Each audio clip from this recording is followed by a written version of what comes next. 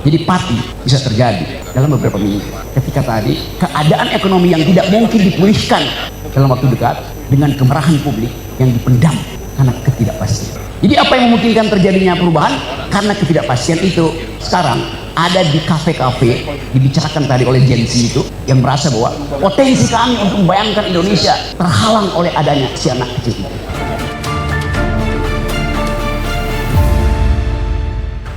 Saya lupa mengkritik Prabowo, padahal dia banyak salahnya. Kesalahan pertama Prabowo adalah menjanjikan 6.000 mobil SMK. Karena orang protes saya, kenapa nggak kritik setajam kritik pada Jokowi? Oke. Kesalahan kedua Prabowo, di kantongnya tidak dia keluarkan 11 triliun. Kesalahan ketiga Prabowo, dia hamburkan APBN untuk bangun IKN. Fair enough?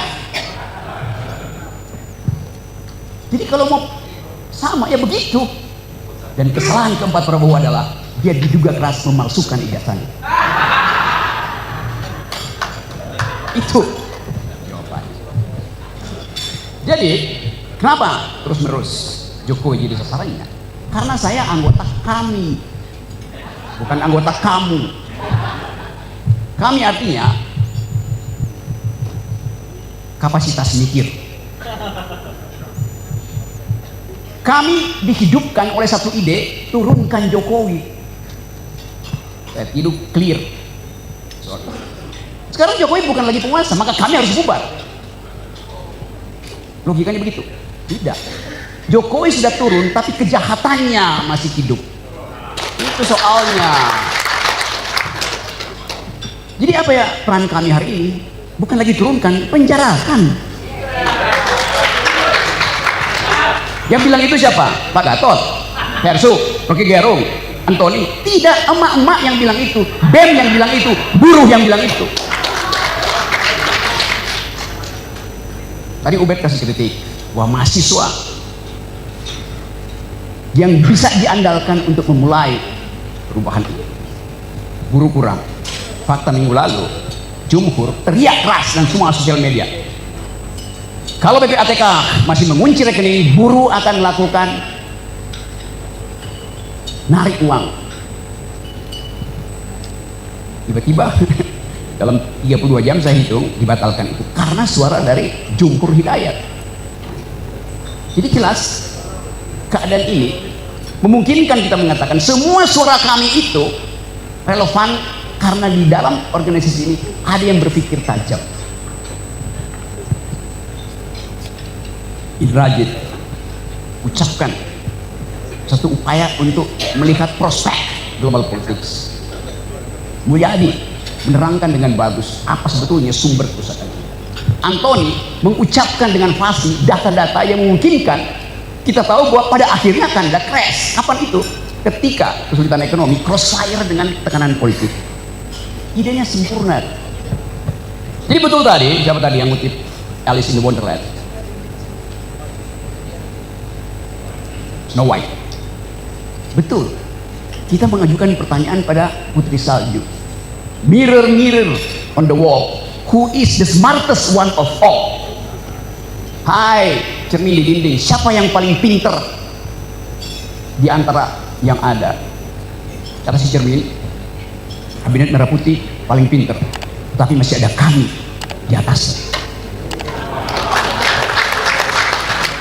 Saya hanya mengutip Alice in the Wonderland, bacaan anak-anak saya, bacaan saya waktu itu anak-anak.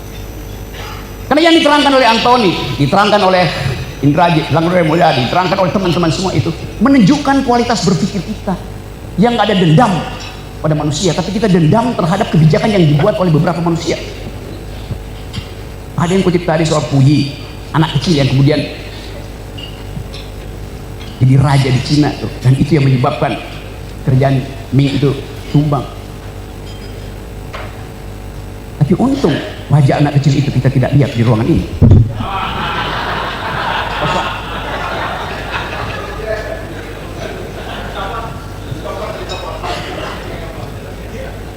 Tapi buat saya Presiden Jokowi tidak melanggar konstitusi ketika menyodorkan anak kecil itu, dia tidak melanggar konstitusi. Yang dia langgar adalah undang-undang perlindungan anak. Jadi dia mesti dipenjara karena itu.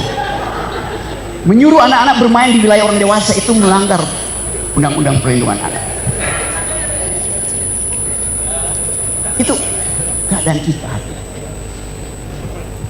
Kalau kita coba bikin refleksi yang lebih tajam lagi, semua udah ucapkan itu dengan dalil yang kuat bahwa mengambil jarak dari penjahat adalah keputusan moral. Harusnya jadi keputusan moral, bukan keputusan politik. Pak Prabowo terpilih secara elektoral, dia punya kekuatan elektoral, tapi hasil kekuatan elektoral itu adalah hasil transaksi politik. Bisa nggak dia ubah itu dari kekuatan elektoral menjadi kekuatan moral? Itu yang kita perlu beritahu pada presiden. Anda menang secara elektoral, tetapi ada masalah moral di situ. Maka bring moral back into politics. Supaya jarak itu terjadi. Nah, kami adalah kekuatan melalui perspektif moral itu. Kita nggak punya masa. Tapi keterangan-keterangan yang diucapkan oleh emak-emak, diucapkan oleh BEM, diucapkan oleh jurnalis, diucapkan oleh masyarakat sipil, diucapkan oleh mereka yang sedang mengibarkan bendera One Piece, semuanya adalah moral call pada Presiden Prabowo. Karena tadi masih ada fakta. Coba saya ulas secara lebih sedikit teoritis supaya saya terhindar dari delik ya. Refleksi 80 tahun Indonesia. Apa itu Indonesia? Refleksi 1 tahun Presiden Prabowo bulan Oktober nanti. Presiden Prabowo memegang kendali kebijakan. Karena itu dia adalah objek kritik. Kita adalah subjek, warga negara itu subjek. Tapi Indonesia tidak mungkin kita jadikan objek kritik. Karena dia ada dalam kedudukan objektif yang tidak kita kuasai. Kebijakan ada objek kritik kita karena kita kuasai. Bahasa Inggris kurang mampu untuk menerangkan bahasa Jerman yang membedakan antara Gegenstand dan objek yang raja di Jerman. Gegenstand artinya objek yang ada di pikiran kita, karena itu kita kendalikan. Objek OBJEKT itu objek yang tidak ada di dalam kendali pikiran kita. Indonesia tidak ada dalam kendali pikiran kita, tapi kebijakan Presiden Indonesia ada di dalam kendali kepentingan kita. Agak teoritis ya. Jadi kalau kita bayangkan apa yang akan terjadi sebagai Indonesia nanti di dalam 5-10 tahun ke depan, sesungguhnya kita hanya mampu dekati itu secara intelektual. Secara intelektual. Buat terjadi realignment di Eropa, buat terjadi realignment di Indo-Pasifik, kita bisa bayangkan itu di dalam pengetahuan kita tentang global issue, global politics. Berapa bulan lalu di situs di situs pemerintah Amerika ada negara baru yang dideklarasikan secara virtual, namanya Sunda Baru. Jadi Amerika mencoba memetakan secara virtual harus ada negara baru yang di dalam konsepsi dia ada di dalam genggaman dia. Dia sebut Sunda Baru. Itu adalah persekutuan antara Malaysia, Sumatera, Jawa dan Kalimantan. Indonesia Timur tidak dianggap. Jadi artinya tadi yang disebut tadi potensi secesionism, potensi federalisme ada di dalam pikiran para strateg hubungan internasional di Amerika. Hal yang sama kita baca juga dalam situs Australia, bahwa Indonesia itu dibelah secara virtual. Artinya aliansi antara Amerika dan Australia sudah punya semacam kesepakatan untuk melihat masa depan 20-30 tahun ke depan.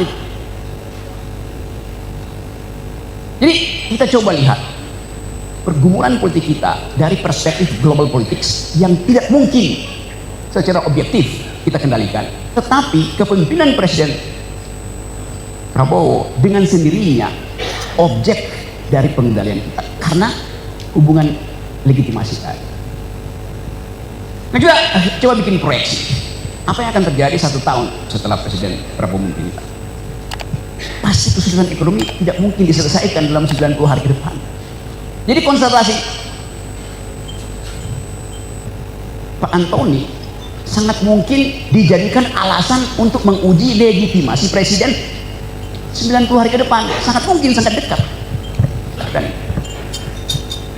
Pembicaraan kita hari ini disiarkan streaming lewat Edi Mulyadi dan beberapa YouTuber. Real time pembicaraan kita di sini dibaca oleh investor dunia yang mau masuk ke Indonesia, mau masuk ke Danantara segala macam, yang lagi nongkrong minum kopi di Singapura, di Orchard Road, atau di Ginza, di Tokyo. Mereka sering kirim WA. Lu denger nggak uraian Antoni? Si investor Jepang bilang begitu pada temannya yang dari Paris bicara, investor dari Qatar. Gila tuh, kami tuh mengulas dan mengulik secara tajam. Berarti ada masalah besar di situ. Real time kondisi investasi itu udah berubah setelah Antoni ngomong, setelah Indrajit ngomong, setelah Mulyadi ngomong. Jadi bayangkan misalnya keterangan 3 akademisi bisa membatalkan niat investasi dari mereka yang udah parkir uangnya di Singapura, tinggal menunggu apakah Prabowo mau mengambil moral call untuk menyingkirkan pengaruh Jokowi. Itu ditunggu investor detik ini, real time. Begitu dunia interconnected. Tidak ada isu yang tidak diketahui oleh internasional. Sementara kabinet mesti tunggu mingguan untuk bersidang. Jadi kita lihat kecepatan informasi itu adalah alat revolusi yang paling memungkinkan. Tapi sekali lagi kita punya semacam keinginan untuk, ya Pak Prabowo selesaikan dong problem-problem di masa lalu itu. Election bisa berbeda dengan decision. Prabowo memenangkan election, tapi decisionnya itu ditunggu justru. Anda punya kapasitas karena hasil elektoral. Sekarang Anda punya kapasitas juga untuk menunjukkan jarak moral Anda dengan rejim sebelumnya. Kan simple logiknya seperti itu. Jadi teman-teman, kita tahu bahwa keadaan ekonomi kita betul-betul ada di dalam kondisi yang dengan sedikit picu kecil ambruk. Soal kepercayaan, apalagi kepercayaan mak-mak disebutin 5,12% growth, dengan susah payah pemerintah menerangkan itu memang benar, tetapi Bima Yudhistira dari Selius mengirim surat ke PBB dan PBB menjawab, oke, kami akan riset kembali 5,12 itu masuk akal apa tidak. Investor yang saya ceritakan tadi yang sekarang lagi ngopi di Orchard Road itu nggak perlu nunggu PBB jawab, dia tahu bahwa kami lebih dia percaya daripada hasil sidang kabinet. Logik dari data ini. Jadi kalau dikatakan tadi apa sumber subversi yang bisa menggoyah kepemimpinan Prabowo, bukan gerakan massa, bukan gerakan buruh, bukan gerakan mahasiswa, tapi data kecil itu yang bisa dibaca. Mungkin sekarang itu running text dari Bank Indonesia diperhatikan terus oleh investor. Kapan kita intervensi supaya rupiah itu jatuh? Gampang. Financial market itu sangat peka terhadap 1-2 pikiran yang tiba-tiba di-upload dan merasa ini yang gue tunggu untuk memutuskan invest atau tidak. Kita ada dalam kondisi itu, dan saya kira Presiden Prabowo juga mengerti kondisi itu dari sumber yang lain. Itu juga dari sumber teman-teman yang ada di sini, dari Jumhur, dari Saganda, yang berupaya untuk membantu perspektif tapi tetap dengan jarak moral. Saganda, Jumhur, saya tahu gak mungkin terbalik.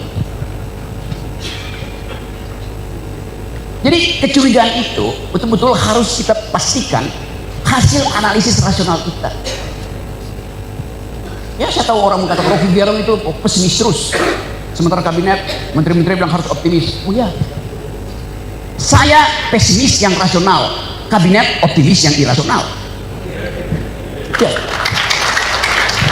Kan kita bikin kalkulasi. Jadi sebetulnya kalau Presiden Prabowo mendengar uraian di sini, dia harusnya punya moral call untuk mengatakan Saya paham apa yang diucapkan oleh kami, dan itu yang saya inginkan. Tapi tolong bersabar, Pak Gatot. Tunggu momentum. Tolong bersabar, Said Didu. Tunggu siasatku. Tambahkan sabarmu, Pak Lanyala, karena aku lagi menyusun strategi. Saya membayangkan Prabowo bicara itu di dalam hatinya.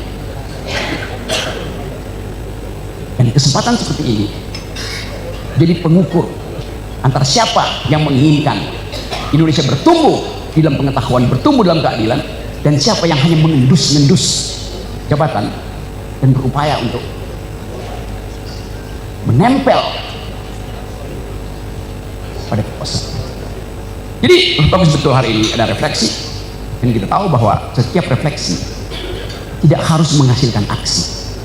Tidak harus menghasilkan aksi, tapi refleksi yang bermutu hanya didasarkan pada kemampuan kita dan keinginan kita untuk membuat aksi itu tiba secara mendadak. Nah, kemendadakan itu yang saya duga ada di dalam banyak kelompok. Kelompok jurnalis sedang mempersiapkan kemendadakan. Teman-teman dari RRT ini juga lagi mempersiapkan kemendadakan.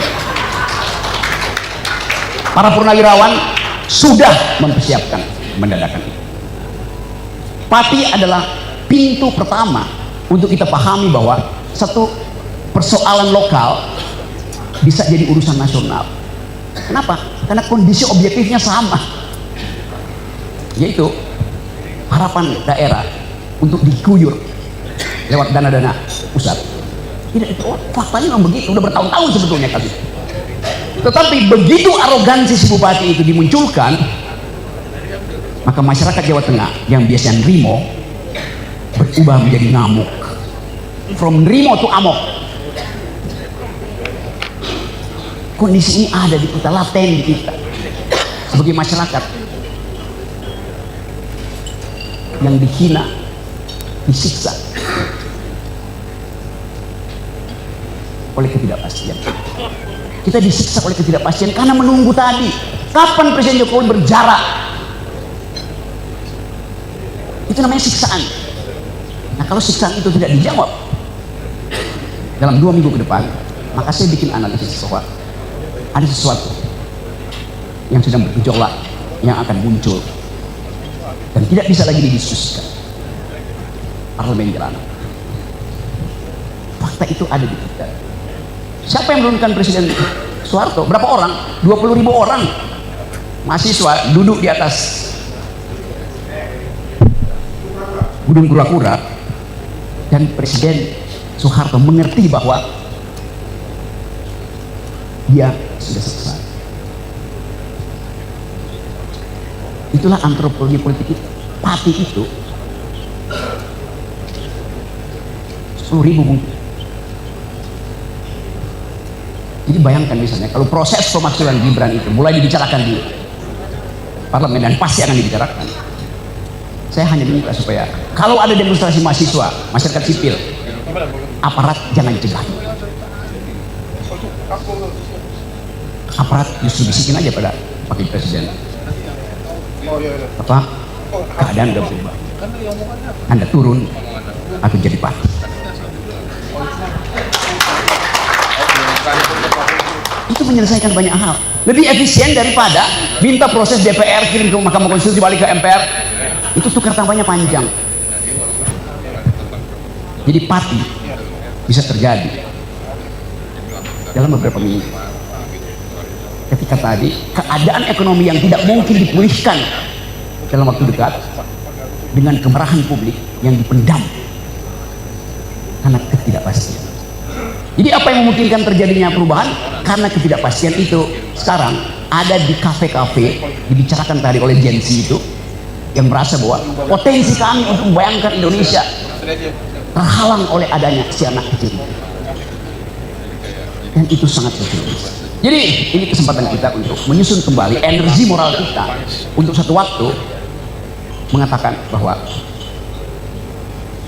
harus ada yang dipenjara. Terima kasih.